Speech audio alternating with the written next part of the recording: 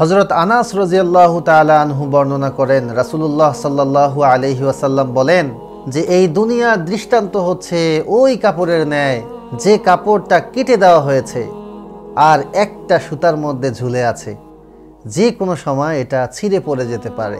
অর্থাৎ এই পৃথিবীর কোনো, এই দুনিয়ার কোনো স্থায়িত্ব নেই, এটা যে কোনো সময় শেষ হয়ে যেতে পারে।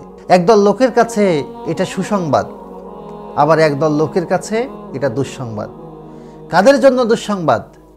যারা সব সময় দুনিয়া নিয়েই পড়ে থাকে, যাদের দুনিয়া ছাড়া পরকালের কোনো আলাপ নাই, পরকালের কোনো চিন্তা নাই, পরকালের কোনো ফিকির নাই, পরকালের জন্য কোনো কর্ম নাই। যারা দুনিয়া দুনিয়া দুনিয়া করে আর দুনিয়া উপার্জন করে, তাদেরকে তো সব কিছু ছেড়ে চলে যেতে হতে পারে যে কোনো মুহূর্তে। নিঃসন্দেহে তাদের জন্য এটা দুঃসংবাদ।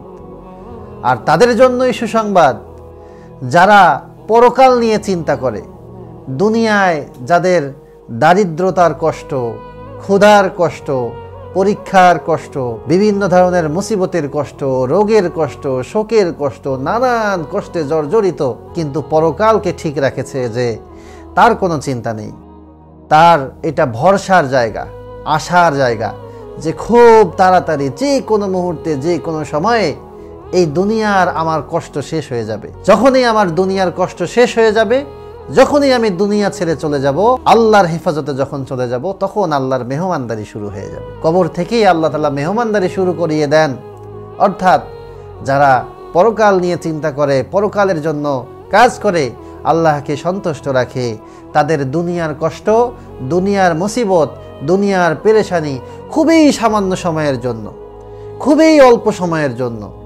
এই সামান্য সময় যদি ধৈর্য ধরে চলা যায়, তাহলে কাঙ্ক্ষিত সফলতা, জান্নাত পাওয়া যাবে ইনশাআল্লাহ। তো প্রিয় দিনী ভাই বোনেরা, আমরা আসলে কোন দলের অন্তর্ভুক্ত হব, কোন দলের অন্তর্ভুক্ত হলে আমাদের জন্য ভালো হবে, এটা আপনাদের কাছেই আমি প্রশ্ন রেখে গেলাম। আল্লাহ পাক রব্বুল আলামিন আমাদের সকলকে বোঝার তৌফিক দান করুক। আল্লাহুম্মা আমিন।